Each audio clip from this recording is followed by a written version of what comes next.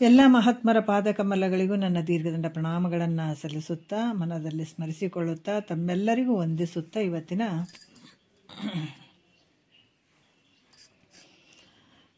ಪರಮಾರ್ಥ ಗೀತೆಯಲ್ಲಿ ಅಷ್ಟಮಗತಿ ಅಂದರೆ 8ನೇ ಗತಿ ಇವಾಗ ಶುರುವಾಗ್ಯದ. ಏನು ಹೇಳ್ತಾರೆ ಸೂತ್ರದಲ್ಲಿ ಅಂದ್ರೆ, ಇಂತು ಆದಿಯ ಭೂಮಿಕೆಯೋಳ್ ಸಂತಸದೆ ಮುಕ್ತಿ ಸಾಧನಂ ನಿಜ ವೈರಾಗ್ಯಂ ತಾನೆಂದು ವರೆದು ಒಲವಿಂದಂ ತಿಳುಪುವೆನು ಈಗಳು ಇನ್ನು ಯೋಗ ಕ್ರಮಮಂ ಅಂತ ಈ ಸೂತ್ರದಲ್ಲಿ ಹೇಳುತ್ತಾರೆ. ಯಾಕಂತಂದ್ರೆ ಇಂದಿನ ಮೊದಲನೇ ಒಂದು ಭೂಮಿಕೆಯಲ್ಲಿ ಮೋಕ್ಷವನ್ನು ಪಡ್ಕೊಳ್ಬೇಕನ್ನುವಂಥ ಆಸೆ ಉಳ್ಳಂಥವನು, ಇಚ್ಛೆ ಮಾಡುವಂಥವನು, ವಾಸನ ಸಹಿತ ವಿಷಯಗಳ ತ್ಯಾಗರೂಪ ನಿಜ ವೈರಾಗ್ಯವನ್ನು ನಾವು ಹೇಳಿದ್ವಿ. ಮತ್ತು ಈ ಒಂದು ಗತಿಯಲ್ಲಿ ಯೋಗ ಅಂದ್ರೇನು, ಎಷ್ಟು ಅಂಗಗಳದಾವ, ಯೋಗ ಎಷ್ಟು ಪ್ರಕಾರ ಅದಾವ, ಅದು ಯೋಗಕ್ಕೆ ಬೀಜ ರೂಪ ಕಾರ್ಯಗಳು ಏನದಾವ, ಈ ಗುರು ಶಿಷ್ಯರ ಲಕ್ಷಣ ಏನು, ಜೀವಬ್ರಹ್ಮರ ಐಕ್ಯತೆ ಏನು, ಇವೆಲ್ಲ ನಾನು ತಿಳಿಸ್ತೀನಿ ಅಂತ ಇಲ್ಲಿ ಹೇಳ್ತಾ ಇದ್ದಾರೆ. ನಾವು ಇವತ್ತಿನ ಒಂದು ನುಡಿಯಲ್ಲಿ, ಯಾಕಂತಂದರೆ ಇಲ್ಲಿ ಕೂಡ ಹಲವಾರು ವಿಚಾರಗಳನ್ನು ನಿನ್ನೆ ಹೇಳಿದರು. ಏನು ಹೇಳಿದರು? ಎರಡನೆಯ ಇಲ್ಲಿ ಕೂಡ ಹೇಳ್ತಾರೆ, ಸಾಧಕರು ಗುರುಗಳನ್ನು ಹೊಂದಿ.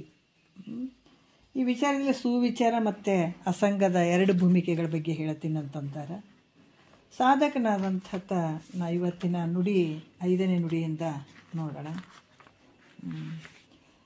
ಇಲ್ಲಿ ಕೂಡ ಭಾಳ ವಿಶೇಷವಾಗಿ ಹೇಳ್ತಾರೆ. ಏನು ಹೇಳ್ತಾರೆ ನೋಡೋಣ. ಸಾಧಕನ ಗುರುಗಳನ್ನು ಪಡ್ಕೊಂಡು ಆತ್ಮವಿಚಾರವನ್ನು ಹೆಂಗೆ ಮಾಡ್ತಾನ, ಅದರ ಸ್ವರೂಪ ಏನು ಅಂತ ಹೇಳ್ತಾ ಇದ್ದಾರೆ 5ನೇ ನುಡಿಯಲ್ಲಿ.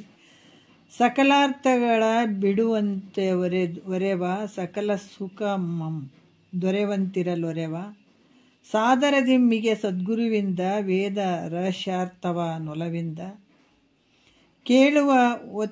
ಕೇಳುವತ್ತೀಶ್ವರ ಲಕ್ಷಣೆಯ ಮೇಲ ಜೀವನ ನಿಜ ಲಕ್ಷಣೆಯ ಒಂದರೊಳಾದು ಭಯಾಧ್ಯಾಸವನ್ನು ಮುಂದ ಆ ಬಹು ವಿಧದ ಅಧ್ಯಾಸವನ್ನು ಜೀವೇಶ್ವರೇಕತ್ವದ ನಿಲವ ಭಾವಿಸುತ್ತ ಆ ಸಹಜಾತ್ಮನ ನಿಜವ ತಿಳಿವೆನ್ನಗ ಮಾರಯುತ್ತಿಹುದು ತಿಳಿ ಅಧ್ಯಾತ್ಮ ವಿಚಾರವೆನಿಪುದು ಅಂತ ಈ ಒಂದು 5ನೇ ನುಡಿಯಲ್ಲಿ ಹೇಳ್ತಾರೆ.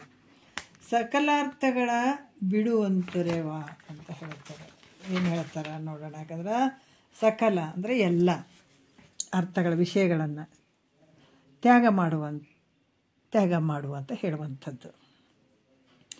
ಯಾಕಂತಂದರೆ ಇಲ್ಲಿ ಹಿಂದಿನ ವಿಚಾರದಲ್ಲಿ ಹಲವಾರು ವಿಚಾರಗಳು ಬಂದು ನಿನ್ನೆ 2ನೇ ಭೂಮಿಕೆಯಲ್ಲಿದ್ದಂಥ ಸಾಧಕ ಎಂಥ ಗುರುಗಳನ್ನು ಕುರಿತು ಶರಣಾಗತನಾಗಬೇಕು ಅನ್ನುವಂಥದ್ದನ್ನು ಅವರು ಹೇಳ್ತಾರೆ ಇನ್ನು. ಯಾಕಂತಂದ್ರೆ ಆತ ಎಂಥ ಗುರುಗಳಿಗೆ ಶರಣಾಗತನಾಗಬೇಕು ಅಂದ್ರೆ ಅವ್ರು ಹೇಳ್ತಾರೆ ನೋಡ್ರಿ, ಈ ಮನುಷ್ಯ ಲೋಕವೇ ಮೊದಲು ಮಾಡಿಕೊಂಡು ಬ್ರಹ್ಮಲೋಕದ ಪರ್ಯಂತರ ಅಂತ ಹೇಳ್ತಾರೆ ಅವರು. ಈ ಮನುಷ್ಯ ಲೋಕದಾಗ ಏನನ್ನದಾವ, ಇಹ ಭೋಗಗಳು ಏನದಾವ, ವನಿತಾದಿ ಭೋಗಗಳು ಏನದಾವ, ಅವೆಲ್ಲವನ್ನು ಹಿಡ್ಕೊಂಡು ಬ್ರಹ್ಮಲೋಕ ಪರ್ಯಂತರ ಈ ಬ್ರಹ್ಮಲೋಕ ಪಡಿಬೇಕನ್ನುವಂಥದ್ದು ಹಲವಾರು ಒಂದು ವಿಚಾರಗಳು ಹೇಳ್ತಾರೆ. ಆ ಲೋಕಕ್ಕೆ ಹೋಗ್ಬೇಕು, ಬ್ರಹ್ಮಲೋಕಕ್ಕೆ ಹೋಗ್ಬೇಕು. ಅಲ್ಲಿ ಕೂಡ ಅಲ್ಲಿಯ ಮಠ ಭೋಗಗಳು ಅನಿತ್ಯಗಳು ಆಗಿರ್ತವೆ. ಈ ಪರದ ಭೋಗಗಳು ಹೆಂಗದಾವ, ಅನಿತ್ಯಗಳಾಗಿರ್ತಾವ ಅಂಥೇಳಿ ಏನು ವಾಂತಿ ಮಾಡ್ಕೊಂಡಿರ್ತಲ್ಲ ಅನ್ನ ತಿಂದದ್ದು, ಅದು ವಾಂತಿ ಮಾಡ್ಕೊಂಡಂಗೆ ವಮನ ಮಾಡಿಕೊಂಡಂತೆ ಆ ರೀತಿ ಅನ್ನದಂತೆ ಅವುಗಳನ್ನು ತ್ಯಾಗ ಮಾಡಲಿಕ್ಕೋಸ್ಕರ ಅನೇಕ ಶ್ರುತಿ ಯುಕ್ತಿ ಅನುಭವಗಳನ್ನು ಹೇಳುವಂಥ ಅಂದ್ರೆ ಉಪದೇಶಿಸುವಂಥ ಒಂದು. ಮತ್ತು ಒಂದೊಂದು ನದಿಯಲ್ಲಿ ಸ್ನಾನ ಮಾಡಿದ್ರೆ ನೋಡ್ರಿ, ನದಿಗಳ ಒಂದೊಂದೇ ಫಲಗಳು ಸಿಗ್ತಾವೆ. ಏನು ನದಿ, ಒಂದೊಂದು ನದಿಯಲ್ಲಿ ಸ್ನಾನ ಮಾಡಿದರೆ ಒಂದೊಂದು ನದಿಗಳ ಫಲವೇ ಪ್ರಾಪ್ತಿಯಾಗ್ತದೆ. ಆದ್ರೆ ಸರ್ವ ನದಿಗಳ ಫಲ ಪ್ರಾಪ್ತಿ ಆಗ್ತದೇನೋ? ಇಲ್ಲ, ಆಗಂಗಿಲ್ಲ. ಅದರಂಗೆ ಸಮುದ್ರದಲ್ಲಿ ಸ್ನಾನ ಮಾಡಿದರೆ ಎಲ್ಲ ನದಿಗಳ ಫಲ ಹೆಂಗೆ ಪ್ರಾಪ್ತಿ ಆಗ್ತದೋ ಹಂಗೆ ಇಲ್ಲಿ ಕೂಡ ಒಂದೊಂದು ಪುಣ್ಯಕರ್ಮಗಳನ್ನು ಮಾಡೋದ್ರಿಂದ ಒಂದೊಂದು ಫಲಗಳು ಪ್ರಾಪ್ತಿ ಆಗ್ತವೆ ಅಷ್ಟೇ. ಯಾಕಂತಂದ್ರೆ ಅದಕ್ಕೂ ಸರ್ವಕ್ಕೂ ಅಧಿಷ್ಠಾನವಾಗಿರುವಂಥದ್ದು. ಹೆಂಗೆ? ಸರ್ವಕ್ಕೂ ಅಧಿಷ್ಠಾನವಾಗಿರುವಂಥದ್ದು, ನಿರುಪಾಧಿಕ, ಯಾವುದೇ ಉಪಾಧಿ ಇರದೇ ಇರುವಂಥದ್ದು. ಮತ್ತು ಬ್ರಹ್ಮ ಸುಖವನ್ನು ಪ್ರಾಪ್ತಿ ಮಾಡಿಕೊಳ್ಳೋದ್ರಿಂದ ಎಲ್ಲ ವಿಷಯಗಳ ಸುಖಗಳು ಪ್ರಾಪ್ತ ಆಗ್ತವಂತ ಹೇಳಬೇಕತ್ತ. ಯಾರು? ಸದ್ಗುರು. ಹಿಂಗೆ ಹೇಳಬೇಕು. ಇದು ಬಿಟ್ಟು ಬೇರೆ ಏನೇನೋ ಮಾಡ್ರಿ, ಅದಕ್ಕೆ ಎಲ್ಲರೂ ನಾ ಗುರು ನೀವು ಗುರು ಅಂತಾರೆ. ಮತ್ತು ಇಂಥವೆಲ್ಲ ತಿಳಿಸಿ ಹೇಳಬೇಕು ಗುರು ಆದಂಥ. ಏನು ಹೇಳ್ತಾರೆ? ಎಲ್ಲ ಭೋಗಗಳು ಹೆಂಗದಾವ ಅಂತಂದ್ರೆ ಅದು ನಾಯಿ ವಾಂತಿ ಮಾಡ್ಕೊಂಡ್ರೆ ಮತ್ತೆ ಹೆಂಗಾಗ್ತದೆ ಅದು, ಆ ಥರ ಭೋಗದ ವಿಷಯಗಳು ಅದಾವಪ್ಪ. ಅದಕ್ಕೆ ಅದ್ರ ಮೇಲೆ ಮನಸ್ಸು ಮಾಡಬೇಡ. ಅವು ಸತ್ಯ ಅಲ್ಲ, ಅನಿತ್ಯದಿಂದ ಕೂಡಿದಾವ ಅಂತ ಹೇಳಿ ಅವುಗಳನ್ನು ತ್ಯಾಗ ಮಾಡೋದಕ್ಕಾಗಿ, ಅವುಗಳ ಮೇಲೆ ದೋಷ ತೋರಿಸೋದಕ್ಕಾಗಿ, ಅದರಿಂದ ನಿನಗೆ ದುಃಖನೇ ಐತೆ ಅಂತ ಹೇಳೋದಕ್ಕಾಗಿ ಅವ್ರೇನು ಮಾಡಿದರು? ಅನೇಕ ಶ್ರುತಿ, ಯುಕ್ತಿ ಮತ್ತು ಅನುಭವಗಳನ್ನು ಉಪದೇಶ ಮಾಡುವಂತಹ ರೀತಿಯಲ್ಲಿ ಹೇಳಿದರು ಅವರು, ಹೇಳುವಂಥದ್ದು. ಮತ್ತು ಒಂದೊಂದು ನದಿಯಲ್ಲಿ ಸ್ನಾನ ಮಾಡಿದರೆ ಒಂದೊಂದು ನದಿಯಿಂದ ಒಂದು ಫಲ ಸಿಗ್ತದೆ. ಅದೇ ರೀತಿ ಎಲ್ಲ ನದಿಯನ್ನು ಸೇರಿದಂಥ ಒಂದು ಸಮುದ್ರಕ್ಕೆ ನಾವು ಇದು ಮಾಡಿದ್ರೆ ಏನಾಗ್ತದೆ? ಸ್ನಾನ ಮಾಡಿದ್ರೆ ಎಲ್ಲ ಫಲಗಳು ಅಲ್ಲಿ ಸಿಗ್ತವೆ, ಸರ್ವ ನದಿಗಳ ಫಲ ಪ್ರಾಪ್ತಿಯಾಗ್ತದೆ. ಅದಕ್ಕೆ ಈ ಸಮುದ್ರದಲ್ಲಿ ಸ್ನಾನ ಮಾಡಿದ್ರೆ ಎಲ್ಲ ನದಿಗಳ ಪುಣ್ಯದ ನದಿಗಳ ಫಲ ಹೆಂಗೆ ಪ್ರಾಪ್ತಿ ಆಗ್ತದೋ ಹಂಗೆ ಒಂದೊಂದು ಪುಣ್ಯಕರ್ಮಗಳನ್ನು ಮಾಡಿದ್ರೆ ಒಂದೊಂದು ಫಲಗಳು ಆಗ್ತವೆ. ಈಗ ಒಂದೊಂದು ಕರ್ಮ ಮಾಡಿದರೆ ಒಂದೊಂದು ಫಲಗಳು ಆಗ್ತವೆ ಅಷ್ಟೇ. ಆದರೆ ಸರ್ವಕ್ಕೂ ಅಧಿಷ್ಠಾನವಾಗಿರುವಂಥದ್ದು ನಿರುಪಾಧಿಕ ಪರಬ್ರಹ್ಮ ಸ್ವರೂಪ ಈ ಸುಖವನ್ನು ಪ್ರಾಪ್ತಿ ಮಾಡಿಕೊಳ್ಳೋದ್ರಿಂದ ಎಲ್ಲ ವಿಷಯಗಳು ಪ್ರಾಪ್ತಿಯಾಗ್ತವ ಅಂತ ಹೇಳುವಂಥ ಗುರುಗಳನ್ನು ಹೊಂದುವಂಥದ್ದು ಹೊಂದುವನು. ಈತ ಎರಡನೇ ಭೂಮಿಕೆಯಲ್ಲಿರುವಂಥವನು ಈ ರೀತಿ ವಿಚಾರ ಮಾಡ್ತಾನೆ ನೋಡ್ರಿ. ಅದಕ್ಕೆ ಗುರುಗಳು ಇಲ್ಲಿ ಏನಾಗ್ತಾರೆ? ಶಿಷ್ಯ ನೋಡ್ಬೇಕಾಗ್ತದೆ ಹೆಂಗದನ ಗುರು ಅಂಥೇಳಿ. ಮತ್ತು ಆತನೇ ಒಂದು ಏನೂ ಇರಲಿಲ್ಲ, ಹೇಳುವಂಥದ್ದಿಲ್ಲ, ಕೇಳುವಂಥದ್ದಿಲ್ಲ. ಆತನು ಪೂಜೆ ಗೀಜೆ ಮಾಡ್ಕೊಂಡು ಗುಡಿ ಗುಂಡಾರು ಸುತ್ತರ್ಕೊಂಡು ಇಂಥ ಪುಣ್ಯ ಕೆಲಸ ಮಾಡ್ಬೇಕ್ರಿ ನಾನು ಅಂತ ತಿರುಗಾಡಿದಂದ್ರೆ ಮತ್ತು ಶಿಷ್ಯ ಎಲ್ಲಿಗೆ ಹೋಗ್ತಾನೆ? ಹೆಂಗೆ ಗೊತ್ತಾಗ್ಬೇಕು ಶಿಷ್ಯಗೆ? ಅದಕ್ಕೆ ಇವೆಲ್ಲ ಭೋಗದ ವಸ್ತುಗಳು ಅನಿತ್ಯ ಅದಾವಪ್ಪ. ಎಲ್ಲ ಬ್ರಹ್ಮಜ್ಞಾನದ ಒಂದು ಹೊರತು ಬೇರೆ ಎಲ್ಲ ವಿಷಯ ಸುಖಗಳು ಅಲ್ಲಿ ಏನದಾವ? ಅನಿತ್ಯದಿಂದ ಕೂಡ್ಯಾವ, ದುಃಖದಿಂದ ಕೂಡ್ಯಾವ ಅಂತ ಈ ರೀತಿ ಈ ಒಂದು ಉಪದೇಶ ಮಾಡುವಂಥ ಗುರುಗಳನ್ನು ಹೊಂದುತ್ತಾನತ. ಮತ್ತು ಏನು ಮಾಡ್ತಾನೆ? ಪ್ರೀತಿಯುಕ್ತವಾಗಿ ಗುರುಗಳಿಂದ ವೇದಗಳಲ್ಲಿರ್ಬೇಕಂದ್ರೆ ಪ್ರೀತಿಯಿಂದ ಅಲ್ಲೇ ಕೊಟ್ಟಿದ್ದಾರೆ. ಆಪ್ತಾಂಗ ಸ್ಥಾನ ಸದ್ಭಾವ ಅಂತೇಳಿ ಕೊಟ್ಟಿದ್ದಾರೆ. ಗುರುವಿನಲ್ಲೇ ಸಾಯವರಿಗೂ ವಂಚನೆ ಬರಬಾರ್ದು ಅಂತ ಹೇಳ್ತಾರೆ. ಆಪ್ತರಾಗಿರಬೇಕು ಗುರುವಿನ ಹತ್ರ, ಒಳವರೆಗೂ ಹೊಂದಿರಬಾರ್ದು. ಬಹಳಷ್ಟು ಪ್ರೀತಿಯಿಂದ ಭಕ್ತಿಯಿಂದ ಇರಬೇಕು. ಗುರುಗಳಲ್ಲಿ ಭಯಭಕ್ತಿ ಇರಬೇಕು ಅಂತಿದ್ರು. ದೇವ್ರ ಹತ್ರ ಬರೀ ನಾವು ಭಕ್ತಿ ಮಾಡಿದರೂ ಸಾಕು, ಹೋಗಿ ಗುಡಿ ಗುಂಡಾರ್ದಾಗ ಹೋಗಿ ನಾವು ದೇವ್ರುಗಳಿಗೆ ಹಿಡಿದು ಮಾಡಿ ಅಲ್ಲಿ ಪೂಜೆ ಗೀಜೆ ಮಾಡ್ತೀವಲ್ಲ, ಅಲ್ಲೇನು ಭಯ ಇಲ್ಲ. ಆದರೆ ಗುರುವಿನ ಹತ್ರ ಭಯಭಕ್ತಿ ಎರಡೂ ಇರಬೇಕಾಗ್ತದೆ ಅಂತ ಹೇಳ್ತಾರೆ. ಮತ್ತು ಬಹಳಷ್ಟು ಪ್ರೀತಿಯಿಂದ ಗುರುಗಳಿಂದ ವೇದಗಳಲ್ಲಿರುವಂಥ ಗೌಪ್ಯವಾದಂಥ ಅರ್ಥವನ್ನು, ಗೌಪ್ಯವಾದಂತಂದ್ರೆ ತಿಳಿಲಾರದೆ ಇರುವಂಥ ರಹಸ್ಯ ಅದ್ರಾಗ ಐತೆ. ಅದ್ರಾಗ ಅದಕ್ಕೆ ಅಂಥ ರಹಸ್ಯವನ್ನು ಶ್ರವಣ ಮಾಡುವ ಕಾಲದಲ್ಲಿ ಇದೇನಾಗ್ತದೆ? ಮಾಯೋಪಾದಿಯಲ್ಲಿ ಅಧಿಷ್ಠಾನವಾದ ಬ್ರಹ್ಮವು ಪ್ರತಿಬಿಂಬಿಸಿರುವುದರಿಂದ ನೋಡ್ರಿ, ಇದು ಗೌಪ್ಯವಾದಂಥ ವಿಚಾರ ನೋಡ್ರಿ, ರಹಸ್ಯವಾದಂಥ ವಿಚಾರ. ಈ ಶ್ರವಣ ಮಾಡುವಂಥ ಸಮಯದಲ್ಲಿ ಸಚ್ಚಿದಾನಂದ ಪರಬ್ರಹ್ಮ ಸ್ವರೂಪ ಒಬ್ಬನೇ. ಅಲ್ಲೇನಾಗ್ತದೆ? ಮಾಯ ಉಪಾದಿಯಿಂದ ಕೂಡ್ಕೊಂಡು ಅಧಿಷ್ಠಾನವಾದ ಬ್ರಹ್ಮ ಏನಾಗ್ತದ? ಅದು ಬ್ರಹ್ಮ ಮಾಯೆಯಲ್ಲಿ ಪ್ರತಿಬಿಂಬಿಸಿರುವುದರಿಂದ, ಮಾಯೆಯಲ್ಲಿ ಪ್ರತಿಬಿಂಬಿಸಿರುವುದರಿಂದ ಅಲ್ಲಿ ಈಶ್ವರನ ಅಂತ ಅನಿಸ್ಕೊಳ್ತಾನೆ, ಈಶ್ವರ ಅಂತ ಅನಿಸ್ಕೊಳ್ತಾನೆ. ಮತ್ತು ಆತ ಸರ್ವಜ್ಞ, ಸರ್ವಶಕ್ತಿತ್ವ, ಎಲ್ಲ ಬಲ್ಲವನು, ಎಲ್ಲವನ್ನ ತಿಳಿಯುವಂಥವನು, ಎಲ್ಲವನ್ನ ಮಾಡುವಂಥದ್ದು, ಸರ್ವಶಕ್ತಿಗಳು ಇದನ್ನಲ್ಲಿರುವಂಥದ್ದು. ಇವೆಲ್ಲ ಗುಣಗಳಿಂದ ಕೂಡಿರುವಂಥವನು ಈಶ್ವರ. ಹೀಗೆಂದು ಈಶ್ವರನ ಲಕ್ಷಣವನ್ನು ತಿಳಿಯುವಂಥದ್ದು, ಈಶ್ವರ ಹಿಂಗಿದ್ದಾನ ಅಂತ ತಿಳಿಯುವಂಥದ್ದು. ಮತ್ತು ಅವಿದ್ಯೆ ಅನ್ನುವಂಥದ್ದು ಅಂದ್ರೆ ಅಂತಃಕರಣ ಉಪಾಧಿಯಲ್ಲಿ ಈ ಈಶ್ವರ, ಈ ಪ್ರತ್ಯೇಗಾತ್ಮ ಏನದನಲ್ಲ, ಈತ ಅಂತಃಕರಣ ಉಪಾಧಿಯಲ್ಲಿ ಪ್ರತಿಬಿಂಬಿಸಿ ಈತ ಜೀವ ಅನ್ಸ್ಕೊಂಡು ಏನು ಮಾಡಿದ, ನಾನು ಕಿಂಚಿಜ್ಞತ್ವ ಇದ್ದೀನಿ, ಕರ್ತೃತ್ವ ನನಗೈತೆ ನೋಡ್ರಿ, ಭೋಕ್ತೃತ್ವ, ಇವೆಲ್ಲ ಧರ್ಮಗಳು ನನಗದಾವ ಅಂತ ಈತ ಜೀವಾತ್ಮ ಅನಿಸ್ಕೊಂಡ. ಇದು ಜೀವದ ಒಂದು ಲಕ್ಷಣಗಳನ್ನು ಈತ ತಿಳಿಯುವಂಥದ್ದಾಗ್ತದೆ. ಈ ರೀತಿಯಾಗಿ ಅಖಂಡ ಬ್ರಹ್ಮದಲ್ಲಿ ಅವಿದ್ಯೆ ಮತ್ತು ಮಾಯ ಉಪಾಧಿಗಳಿಂದ, ಅವಿದ್ಯೆ ಉಪಾಧಿಯಿಂದ ಜೀವಾತ್ಮ ಅನ್ಸ್ಕೊಂಡ, ಮಾಯ ಉಪಾಧಿಯಿಂದ ಈಶ್ವರ ಅಂತ ಅನ್ಸ್ಕೊಂಡ. ಮತ್ತು ಇವೆರಡು ಸತ್ಯ ಅದವೇನ? ಎರಡು ಮಿಥ್ಯೆಯಾಗಿರುವಂಥದ್ದು. ಅದಕ್ಕೆ ಬಳಿಕ ನೋಡ್ರಿ ಎಷ್ಟು ಅದ್ಭುತ ಅದಿದೆ.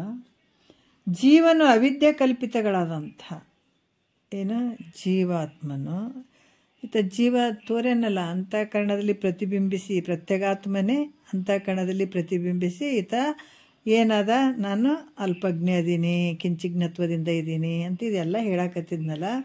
ಇದು ಅವಿದ್ಯೆ ಕಲ್ಪಿತಗಳಾದಂಥ, ಅವಿದ್ಯೆಯ ಕಲ್ಪಿತವಾದಂತಹ ಅಹಂಕಾರ ನೋಡ್ರಿ, ಅಹಂಕಾರ, ಅಂತಃಕರಣ, ಇಂದ್ರಿಯ, ಈ ದೇಹಾದಿಗಳಲ್ಲಿ ಕ್ರಮವಾಗಿ ಈ 4 ಅಧ್ಯಾಸಗಳು ಹೊಂದುತ್ತಾನೆ. ಸತ್ಯಾಧ್ಯಾಸ, ಮಿಥ್ಯಾಧ್ಯಾಸ ನೋಡ್ರಿ, ಇತರ ಅಧ್ಯಾಸ, ಇತರ ಅಧ್ಯಾಸ ಅನ್ನುವಂಥ ಅಧ್ಯಾಸಗಳು ಅದು. ಯಾಕಂದ್ರೆ ಅಹಂಕಾರ, ಅಂತಃಕರಣ, ಇಂದ್ರಿಯ, ಈ ದೇಹಾದಿಗಳಲ್ಲಿ ಕ್ರಮವಾಗಿ ಆತ ಇವೇ ಸತ್ಯ ಅಂದ್ಕೊಂಡು ಕೂಡ್ತಾನೆ. ಇಲ್ಲಿ ಅಧ್ಯಾಸಗಳಾಗಿ ತೋರಿದವು. ಸತ್ಯಾಧ್ಯಾಸ ಅನ್ನಿಸ್ತು, ಇತರೇತರ ಅಧ್ಯಾಸ ಅನ್ನಿಸ್ತು, ಇತರ ಅಧ್ಯಾಸ ಅನ್ನಿಸ್ತು, ಮಿಥ್ಯ ಅಧ್ಯಾಸಗಳಂತ ಅನೇಕ ಅಧ್ಯಾಸಗಳು ಅದು. ಎದರಿಂದ ಜೀವನ ಅವಿದ್ಯಾ ಕಲ್ಪಿತಗಳಾಗಿರುವಂಥ ಅಹಂಕಾರ, ಅಂತಃಕರಣ, ಇಂದ್ರಿಯ, ದೇಹಾದಿಗಳಲ್ಲಿ ಈ ರೀತಿ ಅಧ್ಯಾಸಗಳು ತೋರಿದವು. ಹೆಂಗಪ್ಪ ಅಂದ್ರೆ, ಅಧ್ಯಾಸ ಅಂದರೆ ಏನು ಅಂತಂದರೆ ಶುಕ್ತಿ ಮತ್ತು ರಜತ. ಶುಕ್ತಿ ರಜತದಂತೆ ತಾನಿಲ್ಲದರಲ್ಲಿ ಅಂದರೆ ಶುಕ್ತಿ ಅದ, ರಜತದ ಭ್ರಾಂತಿ ಆಗ್ಯದಲ್ಲಿ, ಅಧ್ಯಾಸ ಆಗ್ಯದ. ಅದು ನಿಜವಾಗಿ ಅಲ್ಲಿ ರಜತ ಐತೇನು, ಬೆಳ್ಳಿ ಐತೇನು ಅಂದರೆ ಇಲ್ಲ. ಇಲ್ಲದರಲ್ಲಿ ಅದ ಅನ್ನುವಂಥ ತೋರ್ತದಲ್ಲ, ಇದು ತೋರುವಂಥದ್ದೇ ಏನಾಗ್ತದೆ, ಅಧ್ಯಾಸ ಅಂತ ಅನಿಸ್ಕೊಳ್ತದೆ. ಇದೇನು ತೋರ್ತದಲ್ಲ, ತೋರುವಂಥದ್ದೇ ಅಧ್ಯಾಸ.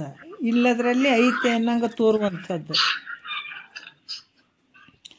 ಇರೋದೇ ಇಲ್ಲ, ಅದು ಅದರಲ್ಲಿ ಐತೆ ಅನ್ನುವಂಥದ್ದು ತೋರುವಂಥದ್ದು. ಸ್ವಲ್ಪ ಮ್ಯೂಟ್ ಮಾಡಿರಿ, ಮ್ಯೂಟ್ ಮಾಡಿರಿ. ರೇಣುಕಾ ಮ್ಯೂಟ್ ಮಾಡಿರಿ. ಹಲೋ, ಮ್ಯೂಟ್ ಮಾಡಿರಿ, ಡಿಸ್ಟರ್ಬ್ ಆಗ್ತದೆ. ಅದಕ್ಕೆ ಏನು ಹೇಳ್ತಾರೆ, ಇಲ್ಲದರಲ್ಲಿ ಐತೆ ಅನ್ನುವಂಥ ಭಾವ ಬರುವಂಥದ್ದು ಇದು ಅಧ್ಯಾಸ ಅಂತ ಹೇಳಿಸ್ಕೊಳ್ತದೆ. ಯಾಕಂದರೆ ಈ ರೀತಿಯಾಗಿ ವಿಚಾರ ಮಾಡಿದಾಗ ಜೀವೇಶ್ವರ ಸ್ವರೂಪವನ್ನು ವಿಚಾರ ಮಾಡ್ತಾ ಜೀವೇಶ್ವರಗಳಲ್ಲಿರುವ ಮಾಯೆ ಮತ್ತು ಅವಿದ್ಯೆ ಇವು ಸಂಬಂಧಗಳಾದಂಥ ಏನು ಇವನ್ನ ಇದರಲ್ಲಿರುವಂಥ ವಿಚಾರಗಳನ್ನು ತ್ಯಾಗ ಮಾಡುವಂಥದ್ದು ಅವಿರುದ್ಧ ಮತ. ಯಾಕಂದ್ರೆ ವಾಚ್ಯಾರ್ಥ ಭಾಗವನ್ನು ತ್ಯಾಗ ಮಾಡುವಂಥದ್ದು, ಲಕ್ಷ್ಯಾರ್ಥ ಭಾಗವನ್ನು ನೋಡುವಂಥದ್ದು. ವಾಚ್ಯಾರ್ಥದಲ್ಲಿ ವಿರುದ್ಧ ಅದಾವ. ಈತ ಸರ್ವಜ್ಞದಿಂದ ಕೂಡಿದನ ಈಶ್ವರ, ಈತ ಕಿಂಚಿಜ್ಞತ್ವದಿಂದ ಕೂಡಿದನ ಜೀವ. ಅದಕ್ಕೆ ಇಲ್ಲಿ ಏನಾಗ್ತದ, ವಾಚ್ಯಾರ್ಥ ಭಾಗದಾಗ ನೋಡಿದ್ರೆ ವಾಚ್ಯಾರ್ಥದ ಈಶ್ವರಂದು ಮತ್ತು ಜೀವಾತ್ಮಂದು ಎರಡು ವಿರುದ್ಧಗಳಾಗ್ತವೆ. ಹಾಗಾಗಿ ವಾಚ್ಯಾರ್ಥ ಲೆಕ್ಕವನ್ನು ತ್ಯಾಗ ಮಾಡಬೇಕು. ಲಕ್ಷ್ಯ ರೂಪವಾದಂಥ ವಿಚಾರವನ್ನು, ಚೈತನ್ಯವನ್ನು ವಿಚಾರ ಮಾಡಬೇಕು. ಇರುವುದು ಒಂದೇ ಚೈತನ್ಯ, ಇರುವಂಥದ್ದು ಒಂದೇ ಚೈತನ್ಯ. ಈ ಸಹಜಾತ್ಮನ ಸ್ವರೂಪ ಸಾಕ್ಷಾತ್ಕಾರ ಆಗೋವರೆಗೂ ಆಧ್ಯಾತ್ಮದ ಒಂದು ವಿಚಾರವನ್ನು ಮಾಡ್ತಾ ಇರಬೇಕಾಗ್ತದ, ಮಾಡ್ತಾ ಇರ್ತಾನತ. ಯಾರು? ಎರಡನೆಯ ಭೂಮಿಕೆಗೆ ಬಂದಂಥ ವ್ಯಕ್ತಿ ಸದ್ಗುರುಗಳ ಮುಖಾಂತರ ಎಲ್ಲವನ್ನ ತಿಳ್ಕೊಳ್ತಾನೆ. ಯಾವುದು ಮಿಥ್ಯ ಅದ, ಯಾವುದು ಸತ್ಯ ಅದ ಅಂತ ತಿಳ್ಕೊಳ್ತಾನೆ. ತನಗೆ ಸಹಜ ಆನಂದ, ಸಹಜ ಆತ್ಮನ ಸ್ವರೂಪ ಆಗೋವರೆಗೂ ಆಧ್ಯಾತ್ಮದ ವಿಚಾರಗಳನ್ನು ಮಾಡ್ತಾ ಇರ್ತಾನೆ ಗುರು ಮೂಲಕ ತಿಳ್ಕೊಂಡು. ಇದು ಎರಡನೇ ಭೂಮಿಕೆ ಅಂತ ಹೇಳಿಸ್ಕೊಳ್ತದೆ. ಇದು ಸುವಿಚಾರ ಅಂತ ಹೇಳ್ತಾರೆ ಇದಕ್ಕೆ. ಸುವಿಚಾರ, ಈ ರೀತಿ ವಿಚಾರ ಮಾಡುವಂಥದ್ದು ಸುವಿಚಾರ. ತನ್ನನ್ನು ತಾನು ತಿಳ್ಕೊಳ್ಳುವಂಥದ್ದು. ಈ ಜೀವ ಅಂದ್ರೇನು, ಈಶ್ವರ ಅಂದ್ರೇನು, ಇದಕ್ಕೆ ಆಧಾರವಾಗಿರುವಂಥದ್ದು ಏನು, ಇದು ಹೆಂಗೆ ತೋರಿತು ಅಂತ ಹೇಳಿದ್ರು. ಯಾಕಂತಂದ್ರೆ ಉಪಾದಿಯಿಂದ ಈಶ್ವರ ಅನಿಸ್ಕೊಂಡ, ಮಾಯಾ ಉಪಾದಿಯಿಂದ ಕೂಡಿದಂಥದಕ್ಕೆ ಈಶ್ವರ ಅನಿಸ್ಕೊಂಡ, ಅವಿದ್ಯೆಯಿಂದ ಕೂಡಿದಂಥ ಜೀವಾತ್ಮ ಅನಿಸ್ಕೊಂಡ, ಅಂತಃಕರಣದಲ್ಲಿ ಪ್ರತಿಬಿಂಬಿಸ್ಕೊಂಡಾಯ್ತಾ. ಇಲ್ಲಿಂದ ಈ ರೀತಿಯಾಗಿ ವಿಚಾರ ಮಾಡಿ ನೋಡಿದ್ರೆ ಜೀವಾತ್ಮ ಮತ್ತು ಈಶ್ವರ, ಶಿವ, ಜೀವ ಎರಡೂ ಬೇರೆ ಅಲ್ಲ. ಅದು ಎರಡೂ ಸತ್ಯ ಅನ್ನೋದು ಎರಡು ಮಿಥ್ಯೆ ಅದ. ಇರುವಂಥದ್ದು ಪರಬ್ರಹ್ಮ ಸ್ವರೂಪನೇ ಸತ್ಯ ಅದ. ಮಾಯಾ ಉಪಾದಿಯಲ್ಲಿ ಪ್ರತಿಬಿಂಬಿಸಿದ ಈಶ್ವರ ಅನಿಸ್ಕೊಂಡ, ಅವಿದ್ಯೆಯಲ್ಲಿ ಪ್ರತಿಬಿಂಬಿಸಿ ಜೀವಾತ್ಮ ಅನಿಸ್ಕೊಂಡ. ಎರಡನ್ನು ತೆಗೆದ, ಉಪಾಧಿಗಳನ್ನು ತೆಗೆದ ಉಳಿಯುವಂಥದ್ದು ನೀನೇ, ಒಬ್ಬನೇ ಇರುವಂಥದ್ದು. ಅಲ್ಲಿಯ ಮಠ ಆತ ವಿಚಾರ ಮಾಡ್ತಾನೆ, ಎರಡನೇ ಭೂಮಿಕೆಯಲ್ಲಿರುವಂಥ ವ್ಯಕ್ತಿ ಮುಮುಕ್ಷು. ಮತ್ತು ಇಲ್ಲಿ 6ನೇ ನುಡಿಯಲ್ಲಿ ಹೇಳ್ತಾರೆ, ಸುವಿಚಾರವನ್ನು ಮಾಡ್ತಿರಲು ಎಷ್ಟೇ ವಿಘ್ನಗಳು ಬಂದರೂ ಕೂಡ ಅವುಗಳನ್ನು ನಾಶ ಮಾಡಿ ಗುರುಗಳಿಂದ ಮಹಾವಾಕ್ಯದ ಅರ್ಥವನ್ನು ತಿಳಿತಾನ. ನೋಡ್ರಿ, ಭಾಳ ಅದ್ಭುತವಾದಂಥ ವಿಚಾರ ಹೇಳಕತ್ತಾರ ಅವರು. ಯಾಕಂತಂದ್ರೆ ಈ ವಿಚಾರ ಮಾಡಬೇಕಾದಾಗ ಏನೇ ಬಂದರೂ ಕೂಡ, ಎಷ್ಟೇ ವಿಘ್ನಗಳು ಬಂದರೂ ಕೂಡ ಆತ ಹಿಂದಕ್ಕೆ ಹೋಗಂಗಿಲ್ಲ, ಹಿಂದೆ ನೋಡಂಗಿಲ್ಲದ. ಅವುಗಳನ್ನು ಆದರೂ ಆಗಲಿ ಅಂತ ಹೇಳಿಬಿಟ್ಟು ಯಾವುದೇ ಕಷ್ಟ ಇದ್ದರೂ ಕೂಡ ಮತ್ತದನ್ನು ಪರಿಹಾರ ಮಾಡಿಕೊಂಡು ಗುರುಗಳಿಂದ ಮಹಾ ವಾಕ್ಯದ ಅರ್ಥವನ್ನು ತಿಳಿತಾನ ಅನ್ನುವಂಥದ್ದನ್ನು ಈಗ ಮತ್ತು ಮುಂದೆ 6ನೇ ನುಡಿಯಲ್ಲಿ ಹೇಳ್ತಾರೆ. ಏನು ಹೇಳ್ತಾರೆ?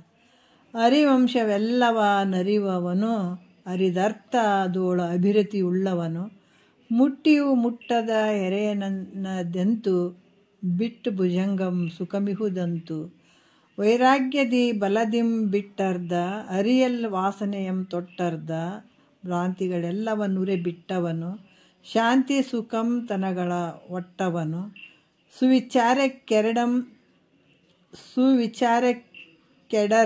ಪುಟ್ಟಿಸುವ, ತವೇ ಪೂರ್ವಾರ್ಥದ ನಿಯತಿಯೋಳೆಸೆವ, ಬಳಕೆಯ ನುಳಿದು ಮಹಾವಾಕ್ಯವನ್ನು ತಿಳಿವಂ ಗುರುವರ ನೊಲವಿಂದವನು ಅಂತ ಹೇಳ್ತಾರೆ ಅವರು. ಯಾಕಂದ್ರೆ ತಿಳಿಯುವಂಥದ್ದೇನು ಭಾಗ ಅದ, ಅದು ಎಲ್ಲವನ್ನು ಸರ್ವವನ್ನು ತಿಳಿತಾನತ. ಏನು ಹೇಳ್ತಾರೆ ಶಿಷ್ಯ? ಈ ಸುವಿಚಾರ ಅನ್ನುವಂಥದ್ದು, ಸುವಿಚಾರ ಅನ್ನುವಂಥದ್ದು ಎರಡನೇ ಭೂಮಿಕೆಯಲ್ಲಿದ್ದವನು ಗುರುಗಳನ್ನು ಹೊಂದುತ್ತಾನ, ಶಿವಜೀವಗಳ ಸ್ವರೂಪವನ್ನು ಅರಿತಾನ. ಈ ಅರಿತಂಥ ಅರ್ಥದಲ್ಲಿ ಅನೇಕ ಯುಕ್ತಿಗಳನ್ನು ಜೋಡಿಸುತ್ತಾ ಮನನ ಮಾಡ್ತಾ ಇರ್ತಾನೆ.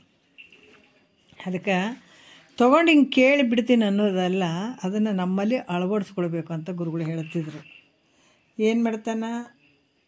ತಿಳಿತಾನಲ್ಲ, ಏನು ತಿಳಿದಿರ್ತಾನಲ್ಲ ಅವೆಲ್ಲವನ್ನು ಅರಿತಾನೆ. ಮತ್ತೆ ಅದಕ್ಕೆ ನೆರೆ ಕೇಳಿದುದನ್ನು ಅರಿದುದನ್ನೊಮ್ಮೆ ಮರೆಯದರು, ಗುರು ಪೇಳದ ತೆರೆದಳು ತೊರೆ ವಿಷಯವನ್ನು ತೊರೆದು ನಿರ್ವಿಷಯದಳು ಕರಿಗೊಂಡು ನಿಲೆ ನೀನೆ ಸುಖಿಯಪ್ಪೆ ಅಂತ ಹೇಳ್ತಾರೆ ಅವರು.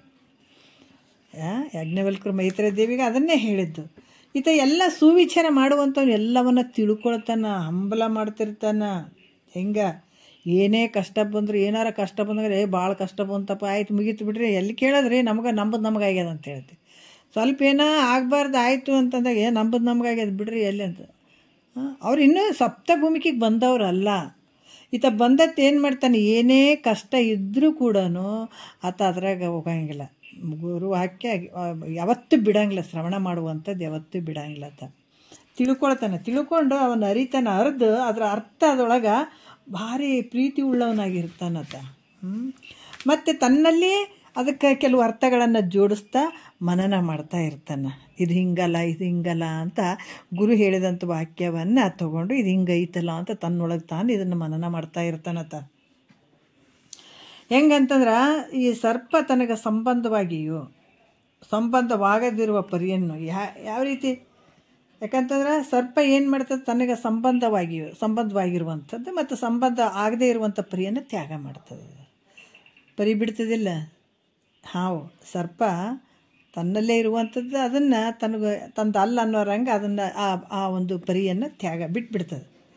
ಯಾಕಂದ್ರೆ ಪರಿಯಿಂದ ಏನಾಗ್ತದ, ಆ ಪರಿ ಇದ್ದಾಗ ಅದ್ರ ಮಂದ ದೃಷ್ಟಿ ಆಗಿಬಿಡ್ತದಂಥದ್ದು ಹಾವಿಗೆ.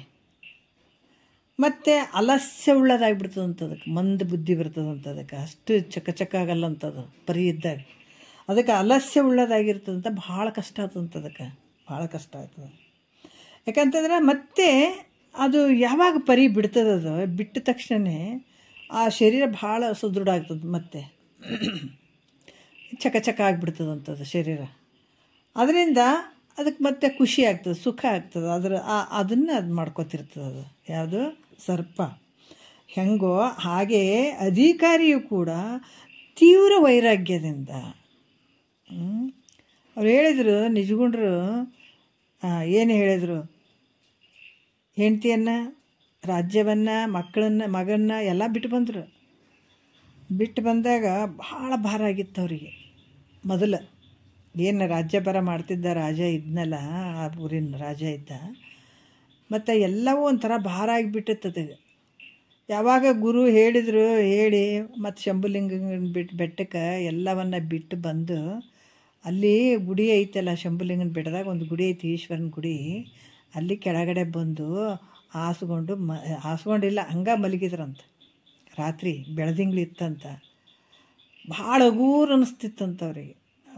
ಎಲ್ಲನೂ ನಾನು ಬಿಟ್ಟೆ, ಅದನ್ನೆಲ್ಲ ಆಕಾಶನೇ ಓದಿಕೆ, ಈ ಭೂಮಿಯ ಹಾಸಿಗೆ ಅನ್ನುವಂಥ ಭಾವದಲ್ಲಿ ಭಾಳ ಸಂತೋಷದಿಂದಿದ್ರಂತ ನೋಡ್ರಿ.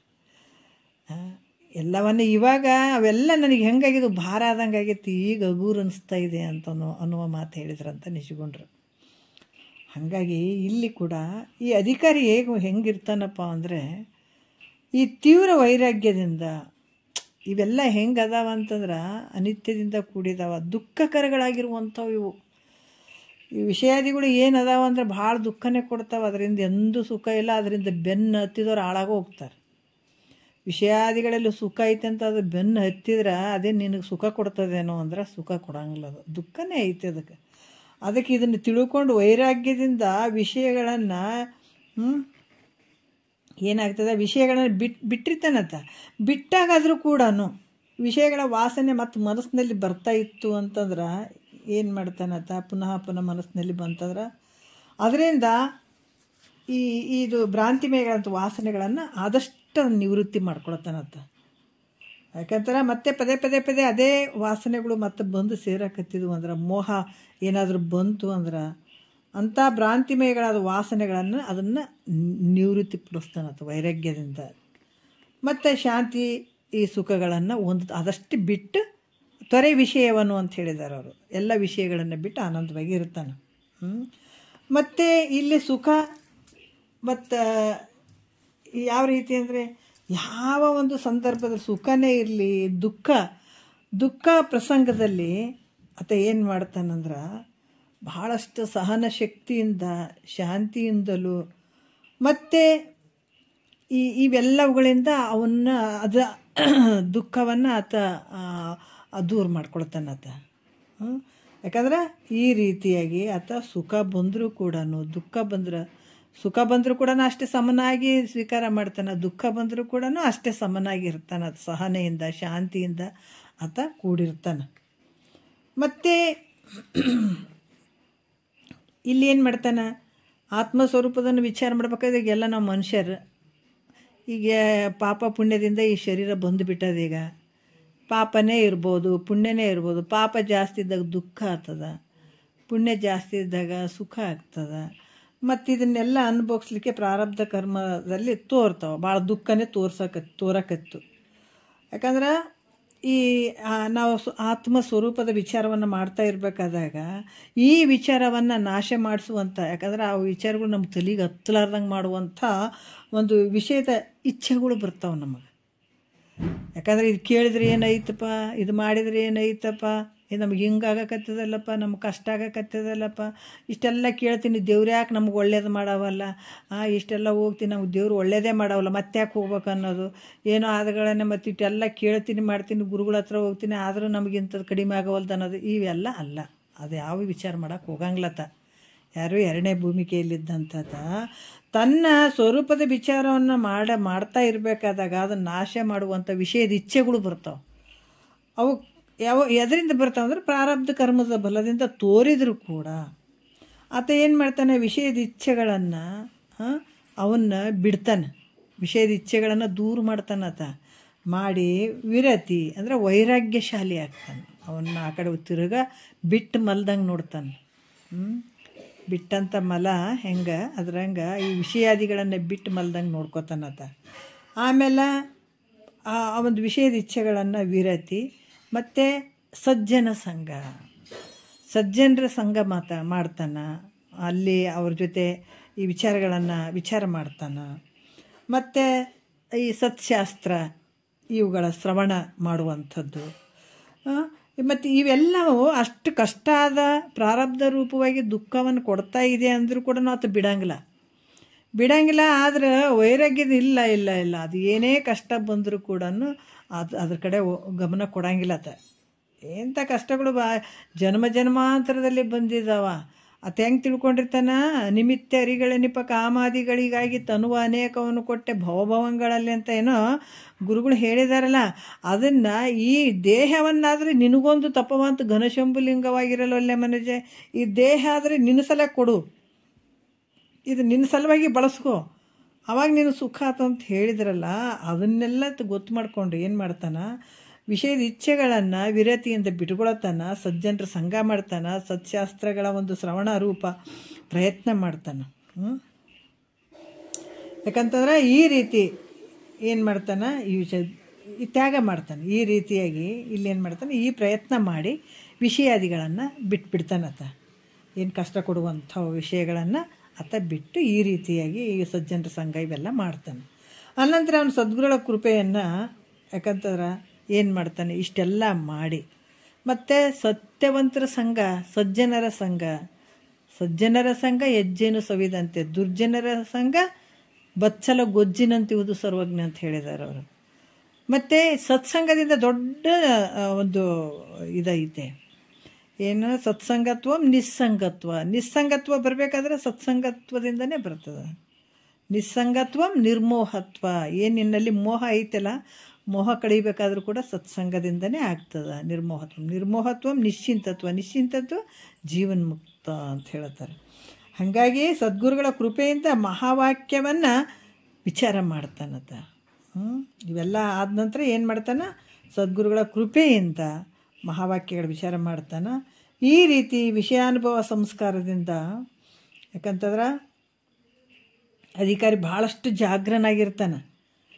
ಈ ವಿಷಯಗಳ ಅನುಭವ, ಆಮೇಲೆ ಸಂಸ್ಕಾರದಿಂದ ಉತ್ಪನ್ನ ಆದಂಥ ಈ ವಾಸನೆ ಇರ್ತದಲ್ಲ, ಸಂಸ್ಕಾರದಿಂದ ಜನ್ಮಾಂತರದಲ್ಲಿ ಇರುವಂಥ ಈ ಸಂಸಾರದ ಒಂದು ವಾಸನೆ ಏನಿರ್ತದ, ಈ ಒಂದು ಏನು ಯಾವುದು ವಿಷಯದ ಇಚ್ಛೆಯಿಂದಲೂ ಆತ್ಮವಿಚಾರ ನಷ್ಟ ಆಗ್ತಾ ಇರ್ತದೆ. ಕೆಲವು ಸಲ ಏನಾಗ್ತದೆ, ನಮ್ಮ ಸಂಸ್ಕಾರದಲ್ಲಿ ವಿಷಯಗಳ ವಾಸನೆ ಹುಟ್ಟಿ ಇದನ್ನು ನಾವು ಆತ್ಮವಿಚಾರವನ್ನು ಮಾಡುವಂಥ ಭಾವ ನಷ್ಟ ಆಗೋದ್ರಿಂದ ಅಧಿಕಾರಿ ಯಾವಾಗಲೂ ಆತ ಜಾಗ್ರಾಗಿ ವಿರತಿ ವಿವೇಕಾದಿ ನೋಡ್ರಿ, ಅದು ಗೊತ್ತಿರ್ತದೆ.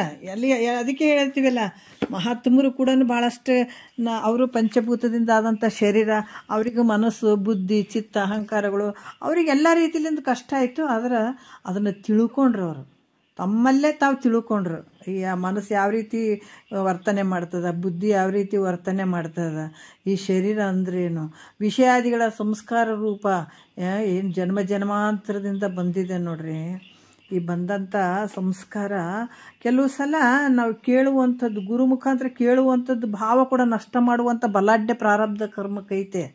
ಆದರೆ ಅದನ್ನು ತಿಳ್ಕೊಂಡು ಆದಷ್ಟು ಆತ ಏನು ಮಾಡ್ತಾನೆ, ಜಾಗ್ರಾಗಿ ವಿರತಿ ವಿವೇಕಾದಿ, ವಿರತಿ ವೈರಾಗ್ಯ ಭಾವದಿಂದ ಬಲದಿಂದ, ಆಮೇಲೆ ವಿವೇಕಾದಿ ಅಂದರೆ ವಿವೇಕ ವೈರಾಗ್ಯ ಶಮೆ ದಮೆ ತಿತಿಕ್ಷೆ ಉಪರತಿ ಇವೆಲ್ಲ ಸಾಧನಗಳಿಂದ ಈ ಉಭಯ ವಾಸನೆಗಳನ್ನು ನಾಶಪಡಿಸಿ ನೋಡ್ರಿ. ಇವೆಲ್ಲ ಏನಂತಂದ್ರೆ ಈ ವಾಸನೆಗಳನ್ನು ನಾಶಪಡಿಸ್ತಾನೆ. ಶುದ್ಧ ವಾಸನೆಯಿಂದ ಅಲ್ಲಿ ಏನ ಬಂದರೂ ಕೂಡ ಪ್ರಾರಬ್ಧದ ರೂಪ ಅದ, ತನ್ನ ಮೇಲೆ ತೊಗೊಳಂಗಿಲ್ಲತ್ತ. ಅದನ್ನು ಗುರು ಮುಖಾಂತರ ಎಲ್ಲವನ್ನು ತಿಳ್ಕೊಂಡು ಈತನು ಕೂಡ ಅದಕ್ಕೆ ಛಲ ಬೇಕು ಶರಣಂಗೆ ಅಂತ ಹೇಳ್ತಾರೆ. ಪರಧನವನ್ನು ಹೊಲ್ಲೆನೆಂಬ ಛಲ ಬೇಕು, ಯಾಕಂದರೆ ಇಲ್ಲಿ ಛಲ ಬೇಕಾಗ್ತದೆ. ಪೀಡಿದ ನೇಮವ ನೆಡೆಬಿಡದತಿ ಛಲವನ್ನು ಅಂತ ಹೇಳ್ಯಾರ ನಿಜಗೊಂಡ್ರು. ನಾನು ಏನಾದರೂ ತಿಳ್ಕೊಳ್ಬೇಕಾಗ್ಯದ, ಗುರು ಮುಖಾಂತರ ತಿಳ್ಕೊಳ್ಬೇಕಾಗ್ಯದ ಅಂದ್ರೆ ಬೇಕಾದಂಥ ಪ್ರಾರಬ್ಧ ಬರಲಿ, ಬೇಕಾದಂಥ ವಿಘ್ನಗಳು ಬರಲಿ, ನನಗದು ಏನು ಮಾಡಂಗಿಲ್ಲ. ಅದಕ್ಕೆ ನನಗೆ ಅವು ಏನು ಬಂದರೂ ಕೂಡ ಆ ಒಂದು ಸೆಳೆತದಾಗೆ ಹೋಗ್ಲಾರ್ದಂಗೆ ನನಗೆ ಈ ಹಿಡಿದಂಥ ಹಠವನ್ನು ಬಿಡಲಾರ್ದಂಥ ಛಲ ಕೊಡು ನನಗೆ ಅಂತ ಕೇಳ್ಕೊಂಡಿದ್ದಾರೆ ಅವರು ಮಹಾತ್ಮರು. ಹೆಂಗೆ ಕೇಳಿದರು, ಏನು ಕೇಳಿದರು ಅಂದ್ರೆ, ಪಿಡಿದ ನೇಮವ ನೆಡೆಬಿಡದತಿ ಛಲವನ್ನು. ನಾನು ಇದನ್ನು ತಿಳ್ಕೊಳ್ಬೇಕು, ಇಂಥ ಆನಂದದ ಇಂಥ ಮುಮುಕ್ಷನ ಮುಕ್ತಿಯನ್ನು ಪಡ್ಕೊಳ್ಬೇಕು, ಮೋಕ್ಷವನ್ನು ಹೊಂದಬೇಕು ಅನ್ನುವಂಥ ಭಾವ ಇದ್ದಾಗ ಆ ಒಂದು ಮುಮುಕ್ಷ ಏನು ಮಾಡ್ತಂದ್ರೆ ಛಲದಿಂದ ಏನು ಹಿಡಿದಾನ ಅದನ್ನು ಸಾಧಿಸ್ತೀನಿ ಅನ್ನುವಂಥ ಛಲ ಇರಬೇಕಾಗ್ತದೆ. ಯಾಕಂದರೆ ಪ್ರಾರಬ್ಧದ ಮೂಲಕ ವಿಷಯ ವಾಸನೆಗಳು, ಸಂಸ್ಕಾರದಿಂದ ವಿಷಯ ವಾಸನೆಗಳು ಕೇಳುವಂಥ ಭಾವವನ್ನು ನಷ್ಟ ಮಾಡುವಂಥ ಸಂದರ್ಭದಲ್ಲೂ ಕೂಡ ತಂಜಂಗಿಲ್ಲ ಅಂತ ಆ ಒಂದು ಏನು ಎರಡನೇ ಭೂಮಿಗೆ ಬಂದಂಥ ವ್ಯಕ್ತಿ ಹೆದರಂಗಿಲ್ಲ. ಅದಕ್ಕೆ ಏನೇನು ಬೇಕೋ ಅವೆಲ್ಲ ಸಾಧನೆಗಳನ್ನು ಬಳಸಿ ಅಲ್ಲಿ ವಿವೇಕಾದಿ ಅಂದ್ರೆ ಆತ್ಮ ಅನಾತ್ಮ ವಿಚಾರಗಳನ್ನು ಮಾಡುವಂಥದ್ದು, ಕ್ಷಮೆ ಮನಸ್ಸನ್ನು ಅಂತಃಕರಣ ಏನು ನಿಗ್ರಹ ಮಾಡ್ಕೊಳ್ಳುವಂಥದ್ದು, ಅಂತರ್ಮುಖ ಮಾಡ್ಕೊಳ್ಳುವಂಥ ಮನಸ್ಸನ್ನು, ಮತ್ತು ಈ ಬುದ್ಧಿಯನ್ನು, ಚಿತ್ತನ್ನು, ಅಹಂಕಾರ ಇವೆಲ್ಲವುಗಳನ್ನು ನೋಡಿಕೊಂಡು ಕ್ಷಮೆ ದಮೆ ಇಂದ್ರಿಯಗಳನ್ನು ನಿಗ್ರಹ ಮಾಡ್ಕೊಳ್ಳುವಂಥದ್ದು, ಮತ್ತು ತಿತಿಕ್ಷೆ ಉಪರತಿ. ತಿತಿಕ್ಷೆ ಅಂದರೆ ಏನೇ ಬಂದರೂ ಕೂಡ ಅಲ್ಲಿ ಬಲವಾಗಿರುವಂಥದ್ದು. ಉಪರತಿ ಅಂದರೆ ಎಲ್ಲ ವಸ್ತುಗಳ ವಿಷಯಗಳನ್ನೆಲ್ಲ ಉದಾಸೀನ ಭಾವ ಮಾಡುವಂಥದ್ದು. ಈ ರೀತಿ ಎಲ್ಲವನ್ನು ಆತ ಮಾಡಿಕೊಂಡು ಈ ವಾಸನೆಗಳನ್ನು ನಾಶಪಡಿಸಿ ಶುದ್ಧ ವಾಸನೆಯಿಂದ ತತ್ವಮಸಿ ವಾಕ್ಯವನ್ನು ವಿಚಾರ ಮಾಡ್ತಾನೆ ಅನ್ನುವಂಥದ್ದು ಎರಡನೇ ಭೂಮಿಗೆ ಬಂದತ. ಮತ್ತೇನು ಹೇಳ್ತಾರೆ, ತತ್ವಮಸಿ ವಾಕ್ಯದೊಳಗಿರುವಂಥ ತಮ್ ಪದಗಳಿಗೆ ವಾಚ್ಯಾರ್ಥ ಮತ್ತು ಲಕ್ಷ್ಯಾರ್ಥ ಅರ್ಥಗಳನ್ನು ಹೇಳ್ತಾರೆ ಅವರು. ಈಗ 7ನೇ ನುಡಿ ನೋಡೋಣ.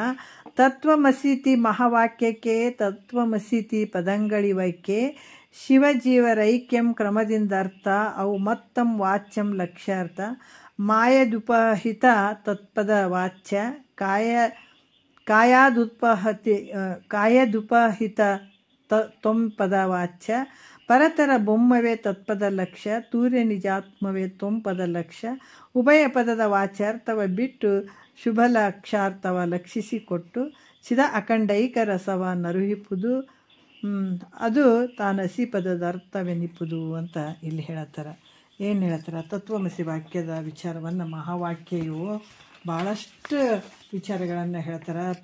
ತ್ವಂ ಅಸಿ ಅಂತ ಇವು 3 ಪದಗಳದಾವ ಅವಕ್ಕೆ.